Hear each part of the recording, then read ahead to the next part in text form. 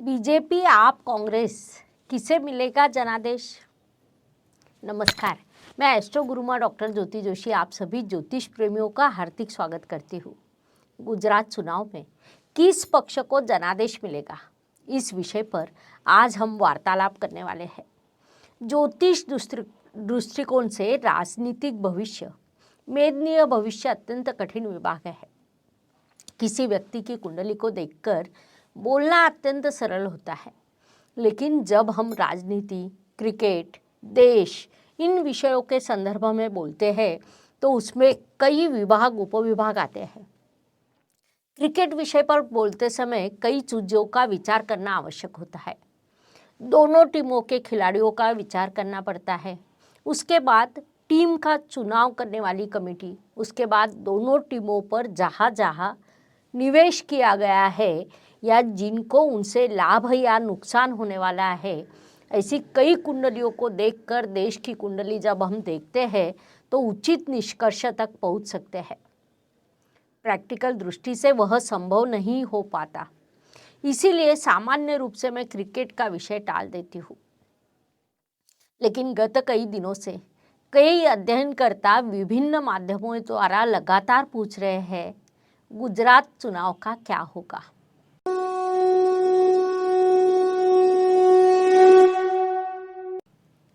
वास्तव में गुजरात चुनाव आज अत्यंत महत्वपूर्ण विषय बन गया है, क्योंकि कई प्रकार के संक्रमण से अपना देश, यहाँ तक कि विश्व का हर देश जा रहा है। यह चीजें प्रत्यक्ष अप्रत्यक्ष कहीं न कहीं एक दूसरे से संबंधित है। गुजरात चुनाव केवल गुजरात के लिए ऐसा हम कह नहीं सकते। उस चुनाव का प्रभाव संपूर्ण देश पर अवश्य होगा। भारत आज जिस स्थिति से जा रहा है या वैश्विक स्तर पर जो स्थिति है, उस स्थिति में भारत में होने वाले चुनाव का प्रभाव जागतिक राजनीति पर या आने वाली वैश्विक मंदी पर या भारत की होने वाली उन्नति पर निश्चित रूप से होगा। इसीलिए ऐसे विषय पर बोलते समय हमें क्रमशः कई विषयों का अध्ययन करना पड़ता है। अर्थात हमने केवल गुजरात राज्य की कुंडली देखी और बता दिया कि इस विषय को, इस पक्ष को बहुमत मिलेगा, इस पक्ष को इतनी सीटें मिलेगी, तो वह अनुचित होगा। किस पक्ष को कितनी सीटें मिलेगी इसे हम बता सकते हैं, लेकिन उसके लिए उस पक्ष के सभी उम्मीदवार जो चुनाव के लिए खड़े हैं उन सभी की कुंडलियां लगेगी। साथ ही जो उनके प्रबल विरोधी है उनकी भी कुंडलियां लगेगी, क्योंकि कभी कभी ऐसा भी होता है कि कोई कुंडली बड़ी बलवान होती है, अत्यंत सकारात्मक होती है, उन्नति की ओर ले जाने वाली होती है, लेकिन उसी समय उनके विरोधी की कुंडली कहीं न कहीं उनसे अधिक प्रबल होती है। तो उनमें तय करना होता है कि किसकी कुंडली अधिक प्रबल है। इस पद्धति से जब हम गुजरात चुनाव का विचार करते हैं तो मुख्य रूप से तीन पक्ष सामने आते हैं। इन तीनों पक्षों की स्थिति को देखने के लिए हम उनकी कुंडलियां ले सकते हैं या उनके जो प्रमुख नेता हैं उनकी कुंडलियों को ले सकते हैं। अर्थात आम आदमी पार्टी का विचार करें तो अरविंद केजरीवाल, कांग्रेस के लिए राहुल गांधी और बीजेपी के लिए पंत प्रधान नरेंद्र मोदी और गृह मंत्री अमित जी शाह, इनकी कुंडलियों को हमें देखना पड़ेगा। तो उनमें किसी कुंडली का अधिक प्रबल है यह देखना पड़ेगा। अर्थात अरविंद केजरीवाल जी की कुंडली बलवान है, वह उन्नति अवश्य करेगी, लेकिन उनसे प्रबल यदि किसी दूसरे की कुंडली हो तो उनकी कुंडली पर एक नकारात्मक प्रभाव तैयार होगा। उस दृष्टि से सभी प्रकार की गिनती हमें करनी होगी। इस संपूर्ण अध्ययन को 8, 10, 15 ऐसे कितने भी दिन लग सकते हैं, वह हमें देने ही पड़ते हैं। उसे यदि हम टाल देते हैं, उचित समय नहीं देते हैं और कोई मुद्दा छूट जाए तो हमारे निष्कर्ष निश्चित रूप से चूक सकते हैं। उस अनुसार 12 से 15 दिनों के अध्ययन के बाद मुझे लगता है कि हम ज्योतिष के माध्यम से केवल गिनती बता सकते हैं। कौन सा पक्ष कितनी सीट लेगा, कौन सा पक्ष बहुमत प्राप्त करेगा, कौन से पक्ष की स्थिति क्या रहेगी, क्योंकि इसके आगे कुछ सटीक कहना हो तो आपको सभी उम्मीदवारों की कुंडलियों का अध्ययन करना पड़ेगा, अर्थात उसके लिए सभी की जन्म तारीख, जन्म का समय, जन्म स्थान, यह चीज़ें आवश्यक होगी। राजनीति में या जो प्रसिद्ध व्यक्तित्व होते हैं उनके संदर्भ में समय केवल अंदाज से ही मिलता है। जैसा अभी गुजरात के होने वाले मुख्यमंत्री और जो मुख्यमंत्री हो गए हैं उनका विचार करना पड़ेगा। तो अब बीजेपी से भूपेंद्र भाई यह मुख्यमंत्री पद के दावेदार हैं, उनका विचार करें तो जन्म का समय शाम का है, यह निश्चित रूप से पता चलता है। उसमें अधिक सखोलता से खोज करें तो शाम 5:25 यह समय पता चलता है। लेकिन होता क्या है कि राजनीति में एक ही व्यक्ति की 2-2 या 3-3 कुंडलियां होती हैं। हम 5:25 से जो निष्कर्ष निकालते हैं उसमें थोड़ा भी समय गलत हो तो केवल 10 मिनट का अंतर हो तब भी महादशा और अंतर्दशा में 1 महीने का बदलाव होता है, जिस कारण सभी निष्कर्ष बदल जाते हैं। उसमें यदि तारीख चुनाव के परिणाम की हो तो इस आधार पर हम सटीक परिणाम बता नहीं सकते। Please like, share and subscribe the channel, और हाँ, बेल आइकॉन दबाना ना भूलें। धन्यवाद। हर शास्त्र की कुछ मर्यादा होती है। मेरा तो मानना है कि मर्यादा है इसीलिए वह शास्त्र है। जिस चीज़ को मर्यादा ना हो उसे हम शास्त्र कह नहीं सकते, फिर शास्त्र कोई भी हो। मर्यादा से ही शास्त्र की सिद्धता होती है। जो हम बचपन से सीखते आए हैं कि शास्त्र के हर नियम को एक अपवाद होता है और उन अपवादों में से ही शास्त्र की सिद्धता होती है। वही प्रकार यहाँ पर भी लागू होता है। इस पूरी कसरत के बाद हम निष्कर्ष तक पहुँचते हैं। हो सकता है कि यह अधिक विश्लेषण कई लोगों को अच्छा न लगे, क्योंकि आजकल कई लोग सामान्य रूप से केवल ब्रेकिंग न्यूज़ देखकर बेचैन हो जाते हैं। उस घटना पर सखोलता से कोई विचार नहीं करता है। आप केवल सीधे सीधे बोल दो, ऐसे कुछ लोग बोलते हैं। तो वैसा करना कतई ही उचित नहीं है। केवल गॉसिप करना यह मेरा उद्देश्य नहीं।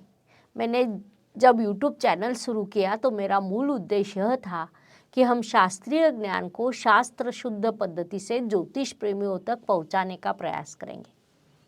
आज भी वही उद्देश्य है कि मैंने इस विषय का अध्ययन कैसे किया, उसकी पूरी प्रक्रिया को बताना। 4 दिन में शीघ्र ही चुनाव है, उसके अगले 4 दिन में नतीजे हैं।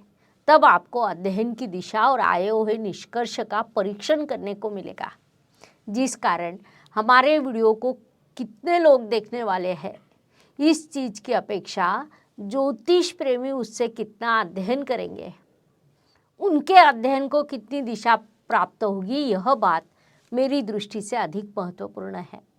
सबसे पहले हम पंतप्रधान नरेंद्र मोदी जी की कुंडली का अध्ययन करेंगे, क्योंकि गुजरात चुनाव अर्थात नरेंद्र मोदी और नरेंद्र मोदी अर्थात गुजरात चुनाव, यह एक समीकरण गत कई वर्षों से बना है। इसीलिए हम भी उसे विभाजित कर नहीं सकते। मोदी जी के कुंडली का विचार करें तो कोई भी घटना होने के लिए महादशा, अंतर्दशा और गोचर, यह चीज़ें महत्वपूर्ण होती है। इन सभी दृष्टियों से विचार करें तो मोदी जी की कुंडली वृश्चिक लग्न और वृश्चिक राशि की है। लग्न स्थान में मंगल विराजमान है। वास्तव में उनके कुंडली का विश्लेषण हमने इससे पहले किया है। वह आप सभी को अच्छा लगा था, इसीलिए उस विषय को हम यहाँ पुनश्च नहीं लेंगे। अब महत्वपूर्ण बात है कि उन्हें मंगल की महादशा में राहु की अंतर्दशा शुरू है। राहु और मंगल दोनों में अंशात्मक नवपंचम योग है, अर्थात महादशानाथ और अंतर्दशानाथ का एक दूसरों से रिश्ता यहाँ महत्वपूर्ण होता है। उस अनुसार विचार करें तो मंगल में राहु की अंतर्दशा मोदी जी के लिए अत्यंत लाभकारी सिद्ध होगी। दूसरा विभाग आता है कि पंचमेश का गोचर पंचम स्थान से होने वाला है, उसे भी हम शुभ स्थिति कह सकते हैं। राशि स्वामी मंगल देव है, उनके गोचर का विचार करें तो 1 दिसंबर को मंगल देव का भ्रमण वृषभ राशि से शुरू है, जो वक्री अवस्था में है। जैसा हमें पता है कि मंगल ग्रह का चेष्टा बल बढ़ जाता है, साथ ही उनके कुंडली में वृषभ राशि सप्तम स्थान में आती है।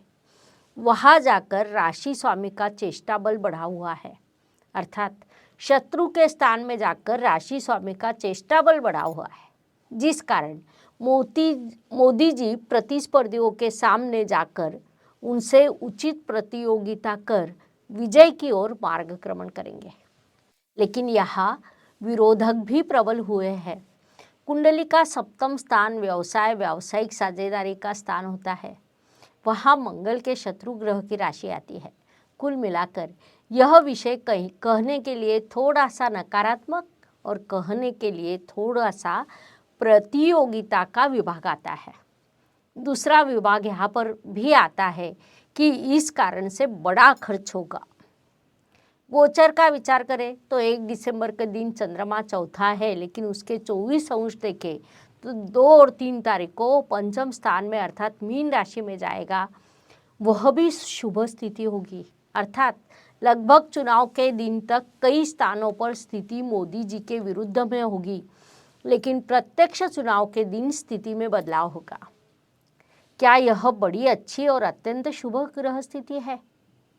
तो ऐसा हम कतई कह नहीं सकते, क्योंकि गोचर से गुरु भले ही मीन राशि में हो, लेकिन तब वह केवल 4 अंश पर होगा, जो कुंडली का अत्यंत बलवान ग्रह है।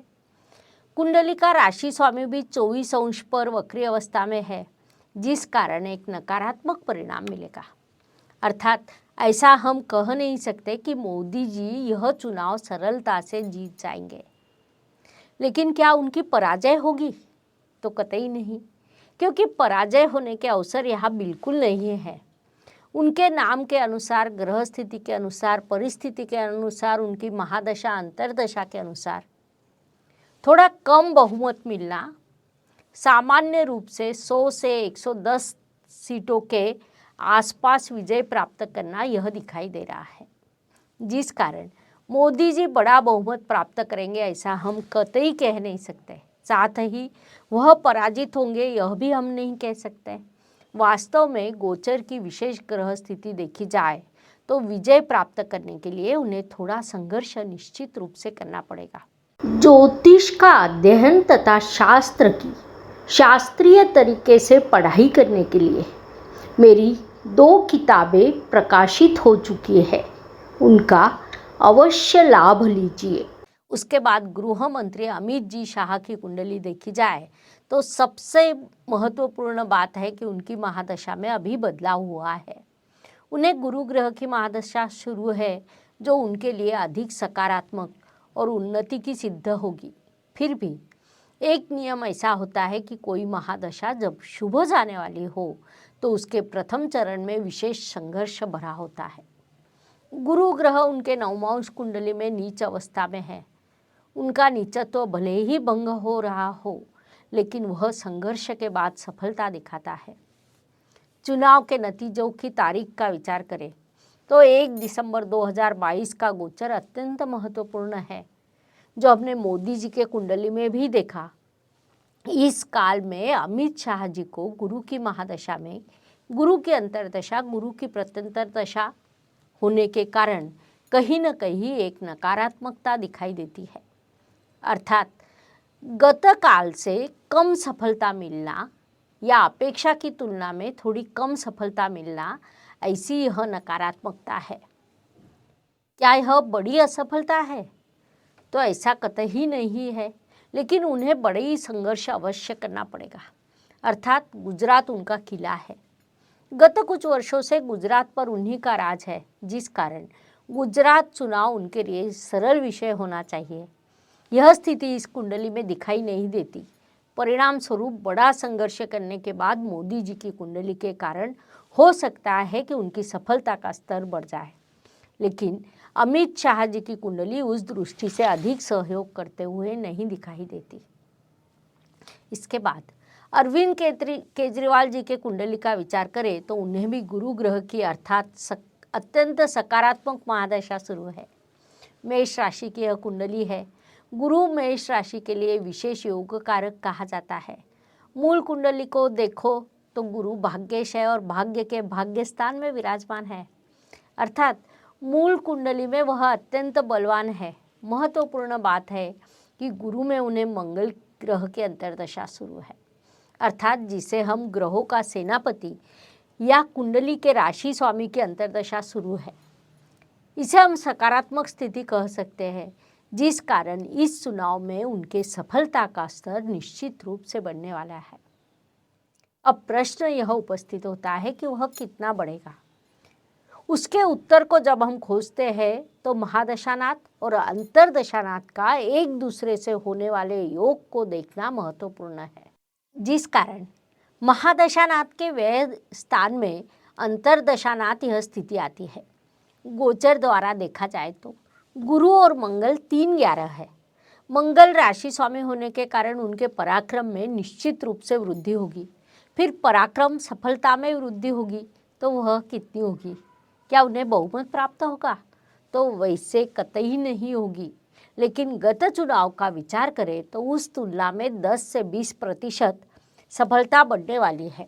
सामान्य रूप से 10 से 20 सीट वे जीत सकते हैं, अर्थात यह अंदाज केवल सामान्य है, क्योंकि फिर से वह प्रश्न आता है कि उनके हर उम्मीदवार की कुंडली हमारे पास नहीं है। केजरीवाल जी के कुंडली के अनुसार जो सफलता मिलेगी उसे हम यहाँ बता रहे हैं। उम्मीदवार के कुंडली के अनुसार उसमें बदलाव हो सकता है। सबसे महत्वपूर्ण बात है कि अरविंद जी केजरीवाल को गत चुनाव की तुलना में अधिक सीट प्राप्त होंगे, लेकिन वह सफलता सामान्य रहेगी। उन्हें बड़ी सफलता मिलेगी ऐसा हम कह नहीं सकते। इसके बाद राहुल जी गांधी की कुंडली अधिक महत्वपूर्ण है। गुजरात चुनाव के तीसरे महत्वपूर्ण चेहरे के रूप में हम राहुल गांधी जी का नाम ले सकते हैं। उनकी कुंडली को जब हम देखते हैं तो वह मकर लग्न और वृश्चिक राशि की कुंडली है। उन्हें चंद्रमा की महादशा शुरू है और उसमें रवि की अंतर्दशा है। वृश्चिक राशि के लिए चंद्रमा भाग्येश तो रवि कर्मेश होता है, अर्थात इस महादशा के उन्हें अत्यंत शुभ परिणाम मिल रहे हैं। कुल मिलाकर पीछे का काल और अब की महादशा और अंतर्दशा का विचार करें तो राहुल जी गांधी के संदर्भ में समाज का मत परिवर्तन होते हुए दिखाई दे रहा है। कहीं न कहीं उनके संदर्भ में सकारात्मकता निर्माण हो रही है, लेकिन यह सकारात्मकता कितनी है इसका विचार करें तो हमें सामान्य कह सकते हैं। उनका कार्य गत काल से भले ही अच्छा हो, लेकिन कितनी सीट वे जीतेंगे इसकी गिनती करें तो उन्हें अधिक सफलता प्राप्त होते हुए नहीं दिखाई देती है, क्योंकि चंद्रमा में रवि की अंतर्दशा अर्थात भाग्येश में कर्मेश के अंतर्दशा होने के बाद भी मूल कुंडली में रवि केवल 3 अंश पर, चंद्रमा 22 अंश पर और एक दूसरे से होने वाला उनका षडाष्टक योग हो रहा है। परिणाम स्वरूप गत काल में उनके सीट कम आएंगे। वास्तव में आज राहुल गांधी जी को लेकर अत्यंत सकारात्मक स्थिति बनी है, फिर भी उसका लाभ वे गुजरात चुनाव में उठा नहीं पाएंगे। संक्षेप में गुजरात चुनाव का विचार करें तो बीजेपी को बहुमत मिलते हुए दिखाई दे रहा है, अर्थात यह मार्ग उनके लिए सरल कतई ही नहीं होगा। संघर्ष के बाद उन्हें सफलता मिलेगी। कांग्रेस को गत काल में कम सीट मिलेगी, आम आदमी को गत काल से अधिक सीट मिलेगी। गुजरात चुनाव के संदर्भ में इतनी जानकारी पर्याप्त है, इसीलिए आज हम यही रुकते हैं। अगले भाग में ज्योतिष की नवीनतम जानकारी के साथ हम पुनश्च अवश्य मिलेंगे। धन्यवाद। शुभम भवतु। जय ज्योतिष। Please like, share and subscribe the channel और हाँ, बेल आइकॉन दबाना ना भूलें। धन्यवाद।